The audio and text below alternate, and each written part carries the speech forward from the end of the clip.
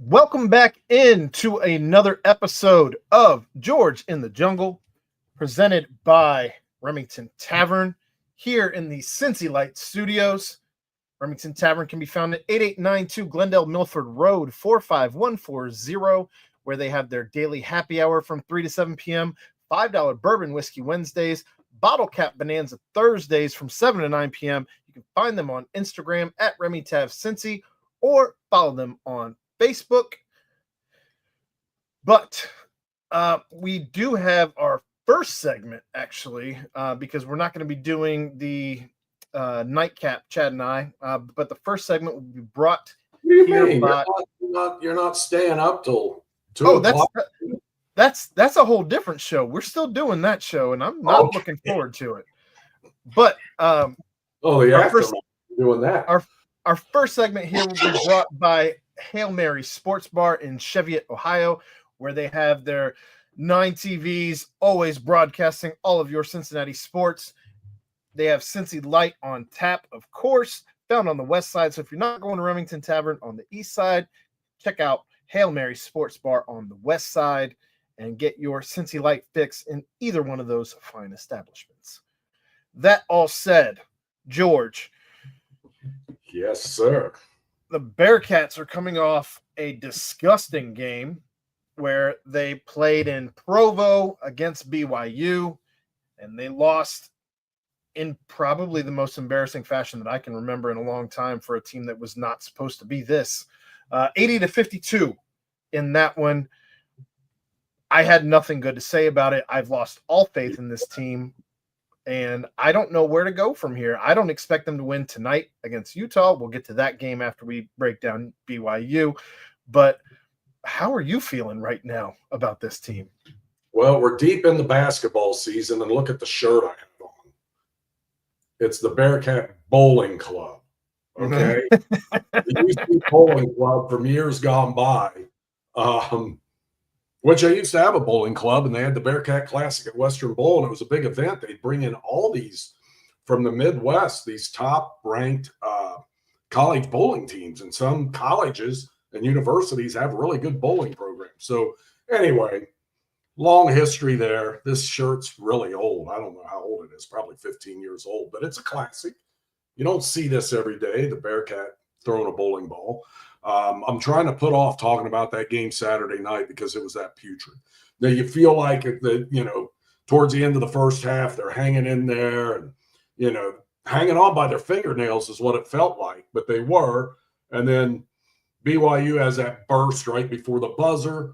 And then, my God, that second half is one of the most pathetic second halves of Bearcat basketball I've seen in a long, long time. And, you look, all you had to do was look at those 3-point totals, and you knew UC got blown out when you give up 15 threes and you make 5. And then, the last 2 games, they have allowed 27 threes and they've made 8. So do the math on that. 81 points to 24 just on threes in those 2 games. And, where has I get the whole thing about wanting to set up the offense earlier, and maybe that affects the rebounding a little bit. Where is the 3-point defense now? What has happened? They dropped from what the heck is going on? They dropped from second in the country before BYU to 43rd in the country after BYU. It's head scratching. And, I'm sure you guys discussed this, but this trend they've been on, and now they're averaging like 60 points a game in the Big 12 now. What was that average going into conference play? It was high, and their shooting percentage was high. Now, they had a couple games where they didn't shoot it well in the non-conference, Xavier being the most glaring example. Xavier, Dayton, Villanova, any of the teams with the pulse. And that's what mystifies me about this team. Think about this. And this seems like it's been this way for a few years, but it's more pronounced this year. The teams that UC has the talent edge in, they don't just beat them, they beat the hell out of them. But the minute they go up against a team that has as much talent, maybe a little more talent, maybe a lot more talent, they just don't hang in there. And maybe that's not fair to say because they did hang in against Arizona and ended up losing by 5. Arizona playing very well right now. But they've been out rebounded the last 6 games. They've been giving up all these threes. It just, something is wrong. It just feels like something is wrong. I don't know what that something is, but there's some disconnect and some message the players aren't getting or responding to. Something's wrong. Yeah, you in the second half, you gave up 73% from the field, 73% from the arc, and 78% from the free throw line. For how many total points? It was like 52 or 3, right? 52, which God almighty, in one half of college basketball. Which is the total that Cincinnati scored. Yeah. The whole game. It's crazy. And so something is really, really wrong. Wes has got to get this straightened out in a hurry, or I don't see them moving on after this year unless something catastrophic happens. But catastrophic would probably be dropping damn near the rest of the slate. And then you would know you have a real problem. Well, I'm looking at the rest of the schedule, and I don't know. I think the only winnable games that I see anyway are Kansas State, TCU, and Oklahoma State. Yep. I don't know that they win tonight. If you don't win tonight, I think the ceiling for this team might be, truthfully, 5-15 in conference play. And that's crazy. Yeah, it is totally crazy. That's not the expectation. Certainly, most people, and I'm talking about people you respect that looked at this team and saw a team that might get to, you thought they would get to the second weekend of the NCAA tournament. And now they're going to be lucky to win, 5 or more conference games. And it just, so something's wrong. After the game, obviously Wes was mad and said, they sucked in the second half and they're going to figure it out. Well, he's been saying that. And you can't just think all of a sudden these guys are going to start shooting again like they did in December. Well, we talked about this. We talked about this last night. What's Wes supposed to say? You can either say that or you can go Mick Cronin scorched earth. Well, you can't. Yeah, I don't necessarily want that. But I want to hear some answers, like some reasons for maybe this is happening. I don't know. Not excuses, but reasons. Are guys not going where they're supposed to go on defense? Are guys not working the my God, a lot of those plays in the second half of these most recent games, the best play has been somebody going ISO and then doing a turnaround fadeaway jumper. That's not a good shot. I know that they wanted to try and save everybody's legs for March, and that's why they were running these hockey style rotations. That's why they were February and March. That's why they were trying these hockey style rotations. I think you have to throw that entire plan right out the window right now. You have to play your best guys, and right now, truthfully, I don't know who your best guys are, but you have to figure that out as the coach. You have to figure out who your best guys are, and you have to run them 32 to 35 minutes a game. You're not going to win on 10 minutes plus from guys like Josh Reed. I love Josh Reed. He gives you everything he has, but it's not enough. Not in this conference. No, and I also think he has to be a little more willing to stay with a hot hand. If Jizzle makes 2 shots in a row, don't pull him out. If Page is playing well, don't pull him out. Pull him out when he's gassed. I get that. Everybody does that. But there's enough stoppages in play that these 20-something kids, are going to be able to handle it. Now, yes, they all, you can't play them all 40 minutes. But I think you got to give them a little longer run when a kid's playing well. I agree. I think he's the coach. I would think he would know that. So we'll see how it goes. I know tonight again, Utah. They're in there's a little bit of history to the I forget the name of the center they're playing at. The Huntsman Center in Salt Lake City. A little bit of history there. That's the place that Bob Huggins and Chuck got thrown out in the same game. Chuck Maychuk got thrown out. Okay, where did you hear this? Everyone's talking about it. It's not because it's very strange that UC has not played Utah since 1965, but they have such a history in that building. I've been in that building several times, and I was there when all that happened. And I swear to God to you, I'm sitting there probably with a hangover during the NCAA tournament, and UC's playing, and Bob gets run, right? Well, I'm sitting like the press row was jammed, and they had these little tables and chairs. I'm not complaining. I had a great seat, but I was a couple rows back, and I'm sitting right next to the UC sports information director, who I'd known forever. And so they go marching Hugs out, and these two security guys walk right past me. They brush my shoulder, and Tom, the SID's right next to me. I'm like, Tom, you better go check on Hugs. I don't know where the hell they're taking him. I guess to the locker room, but you might want to see if he needs a beer or something. So he goes running back there. Well, then this guy comes over to me from CBS. He's like, hey, I'm so-and-so with CBS. How do you say that guy's name that does the color commentary for UC radio? I'm like, Chuck Maychuk. And they're like, okay, it's Maychuk. Yeah. I go, why? They go, he just got run out of the building.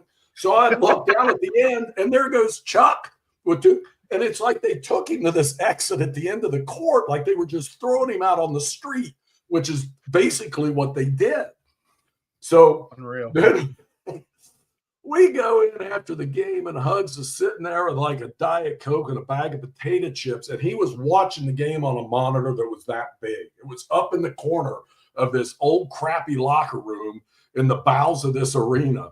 And it was like one of the most pathetic things I'd seen. One of the best coaches in college basketball. His team's in the NCAA tournament, and he's watching on what looked like a 12-inch black and white. I'm sure it was a color screen by then, but that was quite a day. And one of the Bill Cook would not mind me saying this, but I saw him, and he's looking all harried after the game because there's a lot going on. You got 10 million.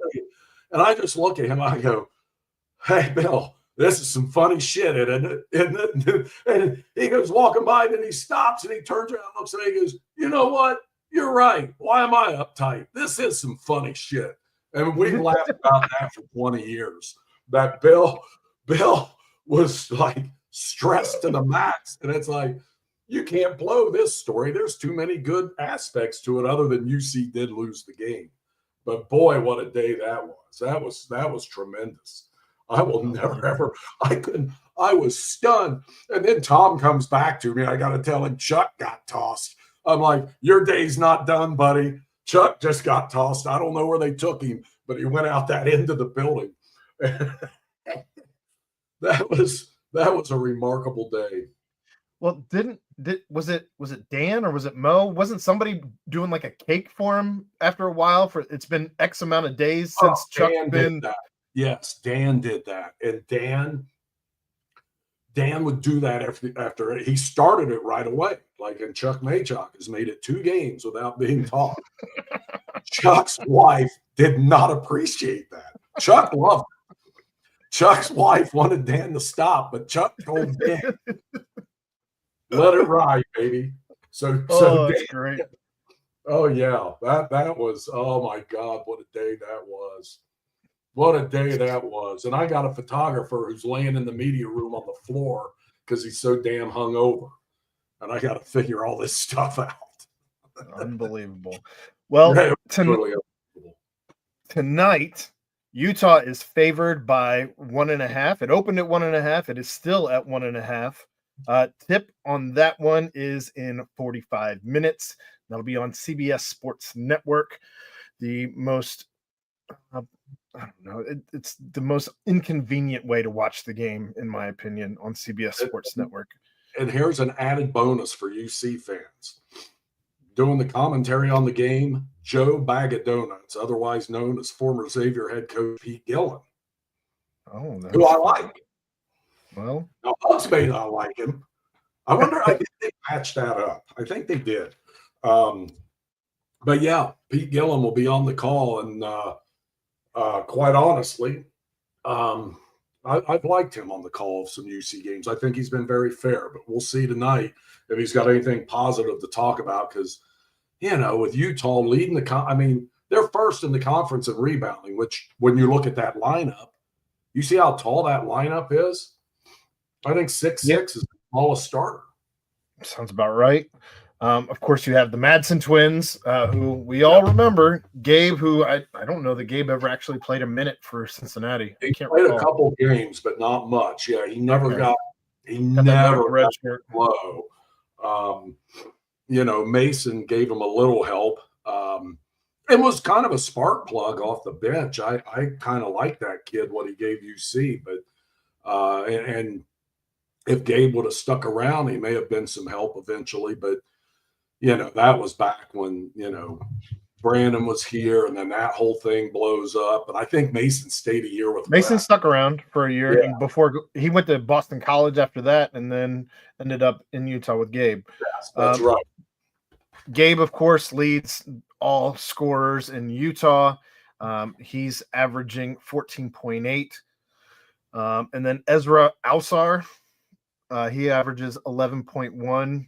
Then you've got Lawson Lovering at 9.6, and then Mason there at 9. So they spread over under. If you saw in the comments on tonight's game, 6.5 threes by the Madsons. Yeah, well, that's what Matt's saying. Over under 6.5 combined threes by the Madsen twins. I say over. I think based on recent results. Yes, and I don't know if there's any truth to it. I know that the board, the BCJ boards have been talking about how apparently there's plenty of rumors going around that this team has not been getting along well in Utah. So that doesn't make you feel any better going into this game. And that's not shocking when you see what the results have been lately. And that's a shame, because didn't it feel like, it felt like the culture was great going into this season. Sure. All those guys come back. Obviously, they like being here. Yep. And can't explain what has happened. Something bizarro has happened. I don't know what it is. Hopefully we find out, but we may never know the real story. I don't know. But something, I don't get it. I can't figure it out. But that's why Wes has paid the big bucks, and it's a full-time gig, and he's got to figure this thing out one way or the other. And I hope he does. I really hope he does. I hope they turn it around, but I just don't see it happening based on what I've seen the past month. In fact, they haven't out-rebounded a team since, that Arizona game, which was back in early January. January 4th is the last time they out-rebounded a team. Cincinnati averaging 36.5 rebounds per game, and Utah averaging just under 40 at 39.9. You can't feel good about trying to get back on track on the road at the end leg of this road trip in Utah against the top team in rebounding in the conference. And Utah is just as desperate as UC for a win. Sure. And they lost to the last two to tough teams. Who was it? Kansas and Baylor they lost to, or who did they play? I can get that for you. They lost their first two, but yeah, it's they lost to Baylor. They lost to Baylor and Houston.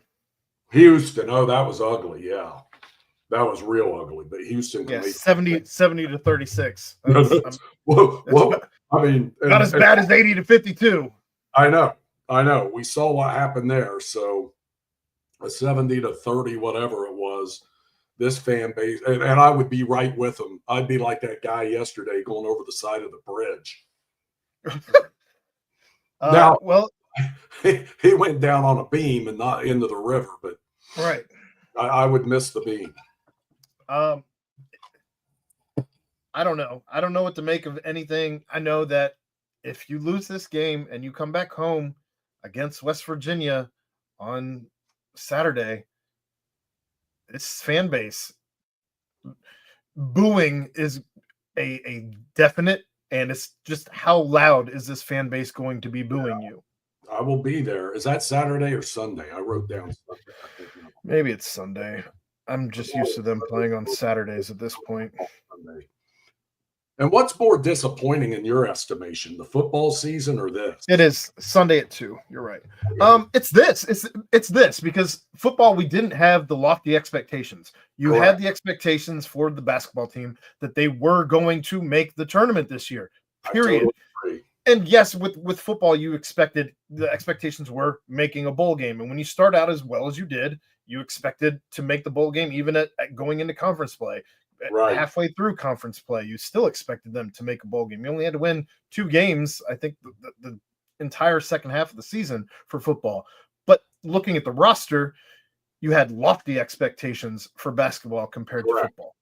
Yeah, like I said, mine were the second weekend of the tournament, thinking that they could at least, that was attainable. I wasn't saying they definitely would, but I definitely thought they would make the tournament. Right. And now you're looking at the NIT, wondering if you're even going to make the NIT if you end up 5-15 in conference. Is that other thing still around? Who knows? EIT or what? I don't know. I wouldn't even go. The one where I think in that one you have to pay your own way, transit and all that. And right. I don't know. In any case, the season is quickly unraveling, and if you have any hope of getting this thing back on track, you've got to start winning at some point. Otherwise, it's going to get ugly very, very quickly, because if the players gave up in the second half of BYU, I don't know how you keep them motivated to play through the rest of the season if this thing goes to hell in a handbasket. I know. And you know the hell of it is?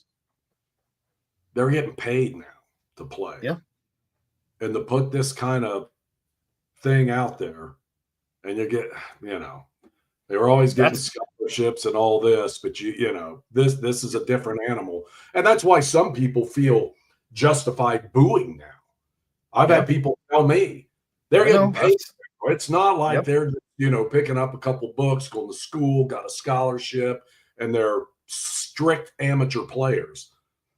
They're quasi-professionals now. I don't know where the line is between quasi-professional and professional, other than you're also going to school, I guess. But that's it. And there's restrictions on practice and all that stuff. But other than that, you're getting some cold hard cash. Well, go out and do this, and that's only going to get uglier from the fans' perspective as you find out what they're actually made. Like now, that'll be ugly. Right now, we have ideas of what they're making, but when that becomes public knowledge, because they're being paid by the university, and all you have to do is file a FOIA, and you can go ahead and get access to all of those dollar amounts. That's when it's going to get real ugly. Yep, I agree. Well, in any case, let's move on to some good news here, George. Yes. Graders and Skyline combined for an ice cream flavor. And every video that I've watched, now granted, most of them I think were sent Graders ice cream, so it's not like people just going to the store and getting it. So I wonder how much of it is, oh, well, Graders sent me this. I'm not going to tell the people that it's horrible. But I'm assuming you haven't tried it yet. I have not. I think it sounds horrible, but I'm being told it's good. Well, it sounds like they focused largely on the cinnamon as opposed to the actual chili flavor, which good on you. And I can't imagine that the crackers in there is anything more than maybe just a salt thing. So you're getting the cinnamon and salt, the sweet and salt that a lot of people are into. So maybe that wasn't such a bad move in that regard. But I don't know. I'm intrigued.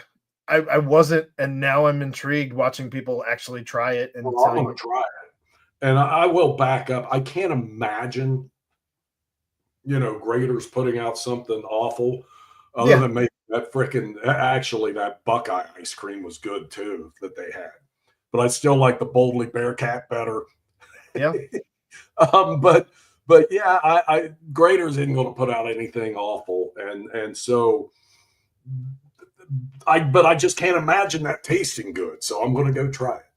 I'm flabbergasted that this is actually a thing, and I don't It's know.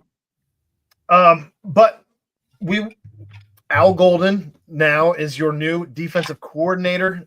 He comes to the back to the Bengals by way of Notre Dame, where obviously you have plenty of Cincinnati connects there. Al Golden had previously been with the Bengals, so he's back. He's excited. He said he rounded the corner. We all have been through the cut in the hill. You see the stadium as you're coming down the cut in the hill, and if you have any love for this city, that just makes your heart warm. And he said that it felt like home as he came around the cut in the hill and saw the stadium. I don't, are we calling it Paycor still? What do we call it? Just the stadium? Yeah, they haven't really changed it yet, have they? So what is the new company? Paycheck or something like that? Paychecks with an X. Paychecks. Okay. They're going to have to change that at some point, I guess. But it looks like a good hire to me. It's very interesting, too. And I found this interesting. Like his family never moved. He was basically, not commuting every day from Cincinnati to Notre Dame. But he had a deal with Marcus, and the family was able to stay here. He was able to get back home a lot and make the drive. And so obviously somebody liked it here in Cincinnati. And I think it's a good hire. I hated to see Lou go, but I understand the intrigue with Al. He did a good job at Notre Dame. And then now he's been here before. They knew what they were getting. Seems like a football coach through and through. And an interesting thing I was checking out earlier was Zach Taylor talking about how they can kind of lean on him this year with his familiarity with a lot of the kids coming out in the draft. And he's seen tape of them. I think they're at the Senior Bowl now and looking some guys over. And so that's kind of a good little insight to have, a guy who had to, and he's going to know both sides of the ball. He had to scheme against a lot of top line players when he drafted. And so it's going to be that's going to be a plus. I hope he can turn that defense around in 1 year. Obviously, that's the plan, to make it acceptable. So, we don't have a season like we just had where the offense was almost otherworldly, but the defense let down too many times when it shouldn't. And so I'm all for that hire, and it looks like the other position coaches they brought in, who knows? We'll see how those groups play.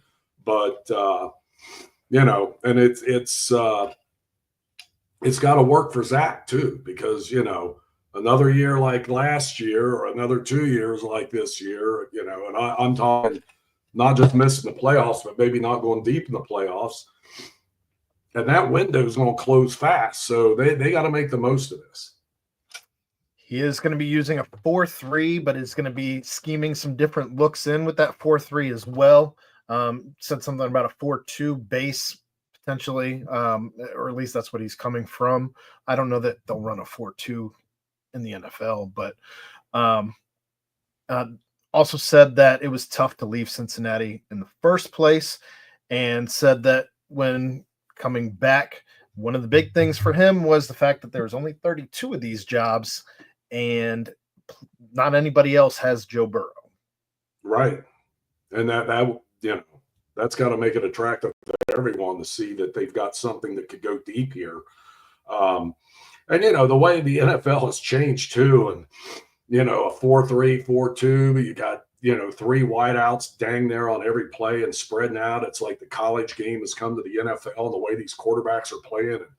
And Jaden Daniels able to step in and do what he did this year right out of college, running a similar offense to what he had. So yeah, I can see a 4-2 and things like that you would use as a base more than what you did 10, 15 years ago, because the game has opened up so much in the NFL, and it's such a passing league now. It's crazy. I know the Eagles suggest otherwise. In fact, I think that's the team that's going to win the Super Bowl. But, and Barkley's made a big impact on what teams are going to be looking at in running backs now. Running backs used to go early in the draft. Now here recently, it hasn't been that way, but Gibbs went fairly early for the Lions. Obviously Barkley, and when you get that kind of production where he just carries you in that NFC Championship game, and a lot of guys played well, but I mean what he did with that first play of the game, after Washington gets on the board and he just breaks a 60-yarder for a touchdown. 60, yeah. I mean, that's special stuff, and he had not only a special game, he had a season for the ages. And I would have been interested to see if he could have gotten that record. If he could have played that last game, that would have been, because that's a record. Whew, that record by Dickerson is tough. That's going to be tough to beat, especially the way the game is now. What I was talking about before, that it's so spread out and so much passing. But Golden's more, he's very familiar with how the college spread offenses work, and he's certainly familiar with the NFL game, having been here. And I was reading an article that was pretty interesting about how he used at Notre Dame video of Logan Wilson, like for everything, like the drills. He would roll out, Logan, here's how you run this drill. If you want to be in the NFL, here's how you do this. And, there's a kid at the Senior Bowl from Notre Dame who's probably going to be a Saturday pick, but he was talking about that. He would sit in the room with Al, and Al would dial up all this Logan Wilson footage, which is very interesting. It is that. Some awards have come out. Joe Burrow winning the PFWA Writers Comeback Player of the Year. And of course, you have 5 finalists for AP awards. Joe Burrow for MVP, Jamar Chase and Joe Burrow for Offensive Player of the Year, Joe Burrow for Comeback Player of the Year, and Trey Hendrickson for Defensive Player of the Year. I don't know if any of that means anything to you or not, but yeah. I mean, what's interesting, Jamar will not win that Offensive Player of the Year, but I almost think he should. He won the Triple Crown and the youngest player to do it since 1945 or something, 1947. I agree. And hopefully they separate the quarterbacks out and he does get that award. I mean, my God, there was, let's put it this way. And I know, quarterbacks are involved in every play and all that, but you look at the season Josh Allen had, the season Joe had, the season, Mahomes, throw all these guys in there. You can make an argument for all of them. But at his position, there's no argument with Jamar Chase in the season he had. Correct. So to me, the separation there, I think he should be the Offensive Player of the Year. Well, one guy who I guess could be up for Comeback Player of the Year next year, tight end Eric All Jr. is going to miss 2025 as there were complications in his ACL injury, and he's already going to be out for next season. That is sad because that kid played really well, not in the run game and the pass game. He's a local kid too. It's a feel-good story. The fact that he's a Fairfield kid, maybe could be a redemption story considering what the Jackson Carman thing was, also from Fairfield. Right. He showed some flash. I hope he's able to come back. I mean, that is such a shame. That is such a shame. I couldn't believe it. Like, I can't believe he's out already. I don't know what this setback was or what, but something went awry. Sure.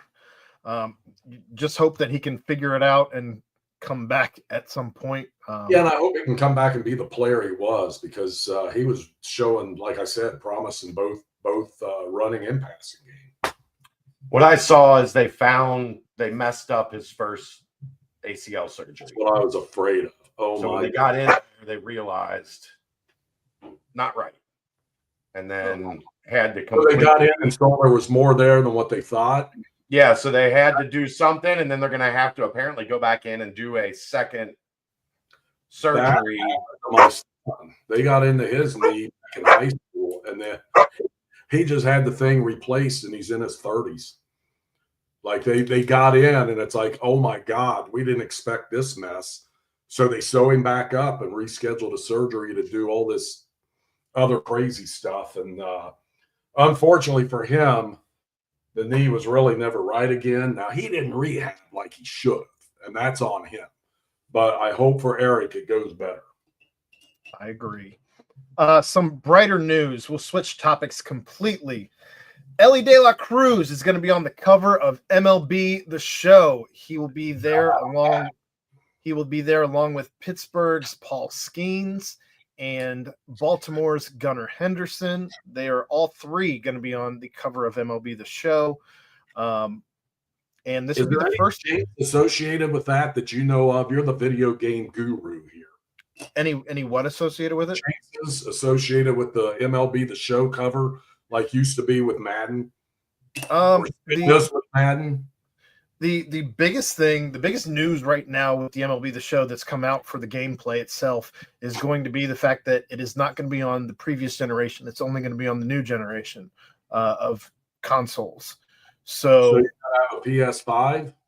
Correct. And the good thing about that is it should allow you to actually use the PS5 and its capabilities to its fullest, as opposed to trying to water the game down to make it playable for PS4 and the previous Xbox.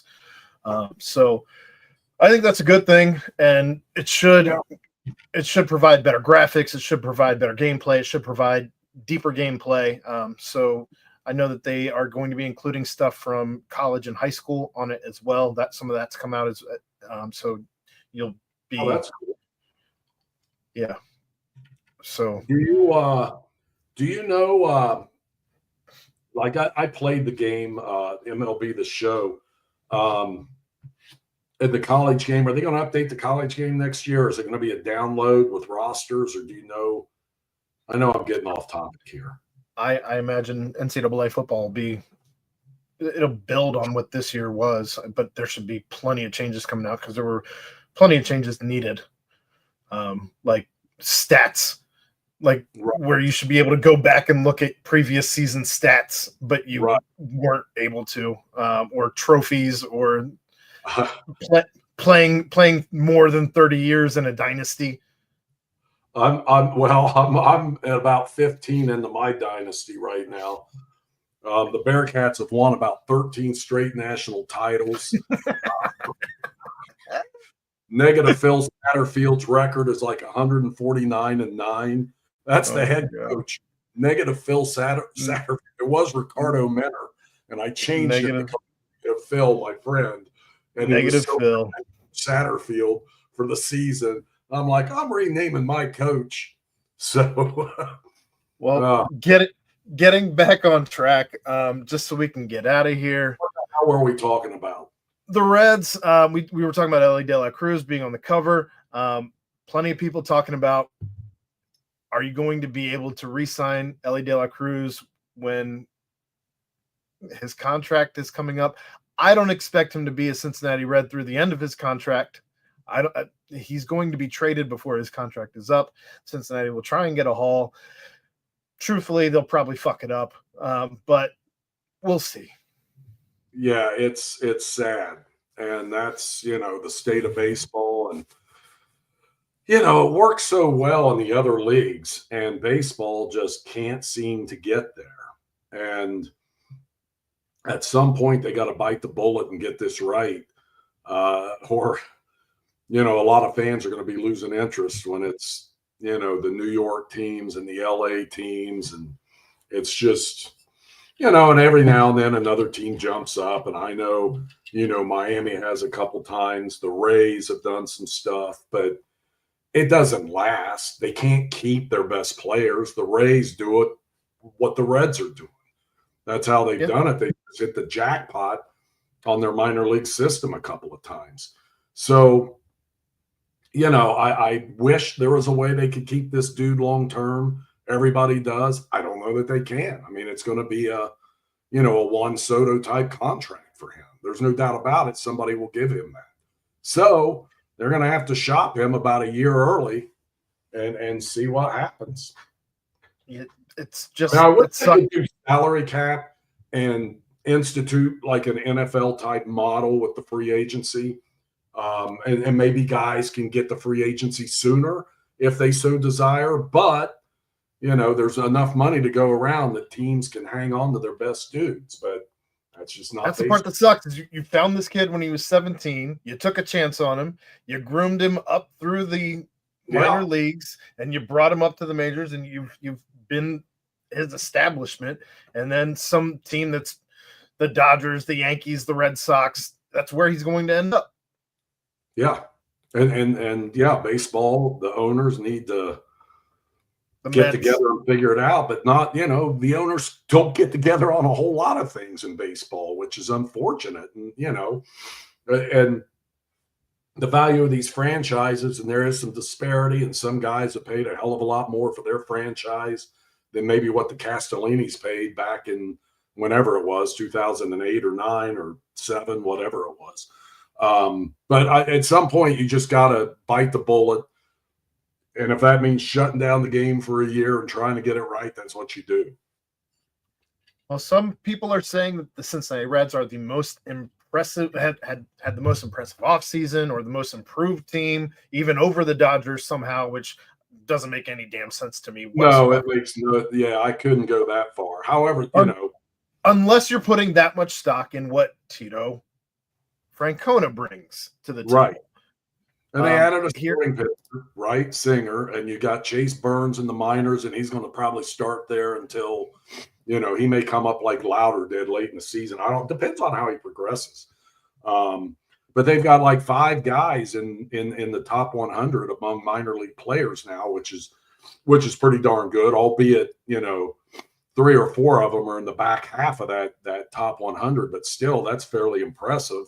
I think it was Cam Collier, Sal Stewart. I think they included Louder and Burns, and there was somebody Arroyo. else. Yeah, Edwin Arroyo. In fact, he was at the end of the line out of all those players, and that's a guy that, if he doesn't get injured last year, he may be banging on the door this year. Yeah, we'll see. They did add an outfielder today, though, in Austin Hayes. They bring him in for 1 year, $5 million. They're in love with these 1-year deals for outfielders. It's a good flyer for him.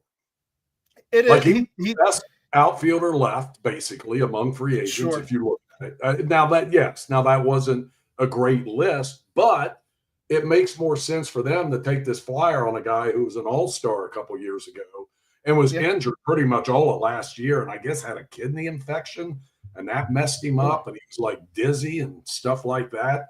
So I think he had a messed up year. So he could help. He could be some pop, and it's only $5 million. It's 1 year, and you're not, throwing 80 or 90 out there for some of those other guys that were available. So, it makes sense for the Reds.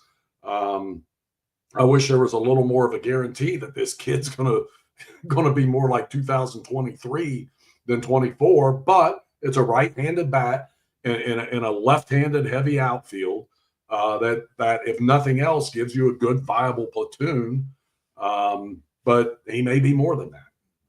Well, and he is good against maybe better than good against left-handed pitching, and he's good against right-handed You know what? pitching. He's due to the Reds.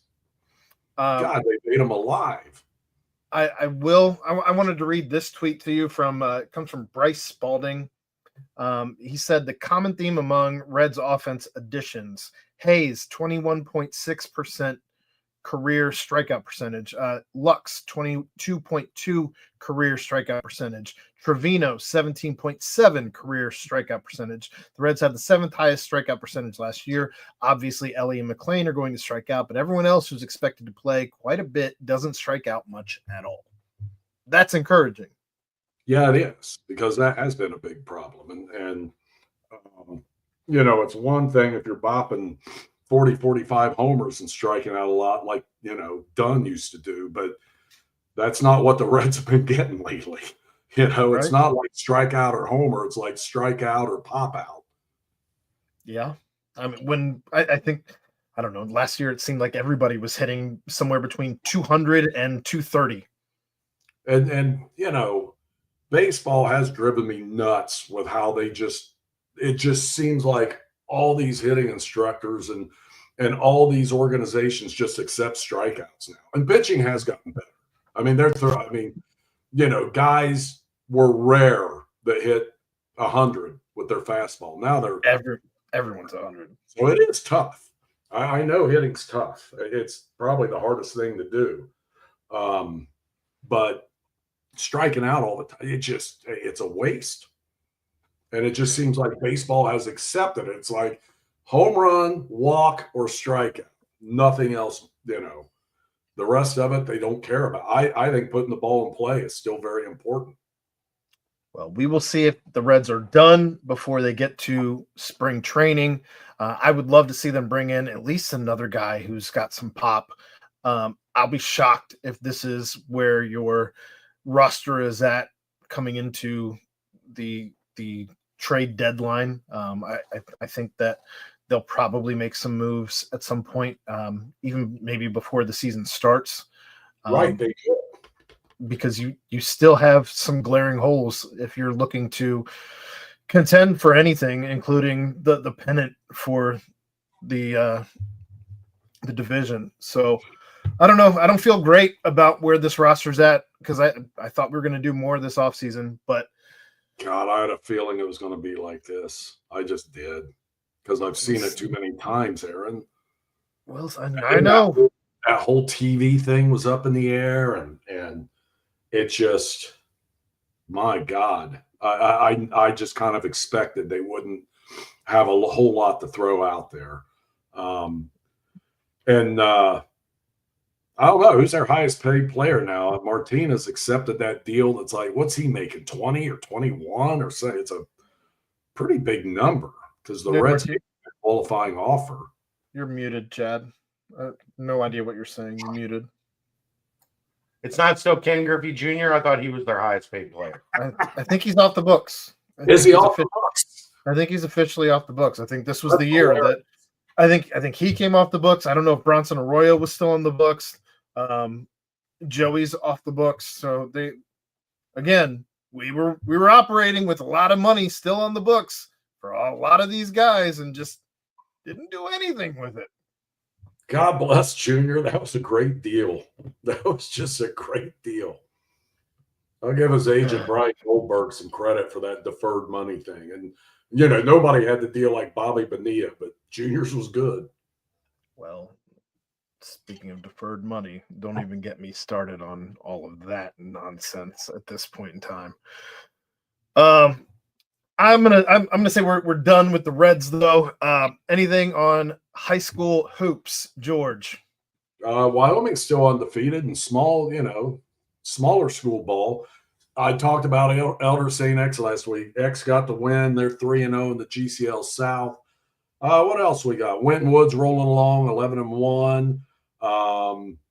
Cooper, Dixie, Covcath all in the top 20 of Kentucky's RPI, which I would expect some other Northern Kentucky schools to be in there. But Simon Kenton in their region having a pretty good year, and Campbell County in their region having a pretty good year. So not bearing down on the tournaments in a couple of weeks, but probably 3 weeks out. And that's 25 for Jake in his first year, huh? In the state, the state RPI, but that's Covcath. That's Covcath. Yes. He'd have to be pretty bad to screw up that machine. Right. But he's got to be looking across. He's got to be looking across the river and glad he got out. George, did you know Kevin Bundy? I don't know. Coached with Mike Code at Brossard forever, then was the girls' coach at Brossard, and then was the athletic director at Brossard. Yeah. What? Yeah.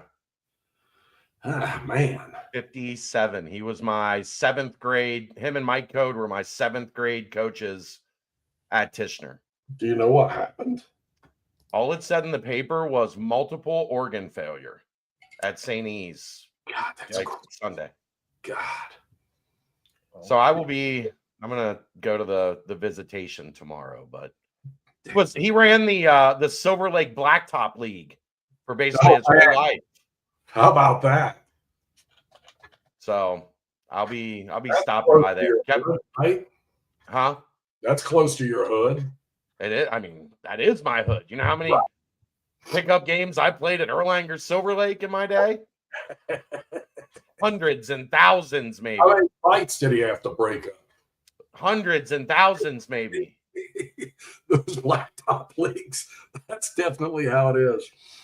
I broke my foot in one of those once and kept playing like an idiot. Silver Lake was awesome back in the day. They used to have the in the summer they'd have that UK basketball camp come in sometimes. Yeah, I think that was all Kevin. Is that right? Yep, that was all Kevin. He organized that. Awesome dude. Always in there once or twice, I think, if not more than that. So I just wanted to give a shout out to him. He's actually he did an article in the Dixie News back in the day called Bundy's Bets that was one of the things that kind of got me into. He was actually like funny and kind of self-deprecating and like had some personality, unlike you saw, in the paper or whatever. Right. But yeah, I'll be there tomorrow night. Sad. I'm sorry to hear that. That is a shame. He was a good dude. Yeah. Rest easy, Kevin. Yep, we've lost some good ones here lately. There's no doubt about it. Well, that's a sad note to end the show on, but hopefully our Bearcats can turn the tide as they raise spirits as they tip off here in about 8 minutes. So for George, this was another episode of George in the Jungle, brought to you by Remington Tavern. They can be found at 8892 Glendale Milford Road, 45140, where they have their daily happy hour from 3 to 7 p.m., $5 bourbon whiskey Wednesdays, bottle cap bonanza Thursdays from 7 to 9 p.m. Check them out on Instagram at RemyTavCincy or follow them on Facebook. Thank you to all those who joined us in the chat or just listening. We appreciate you. We will see you back here on Tuesday night, 9 o'clock, where we talk all of your Cincinnati sports. Thank you, Aaron.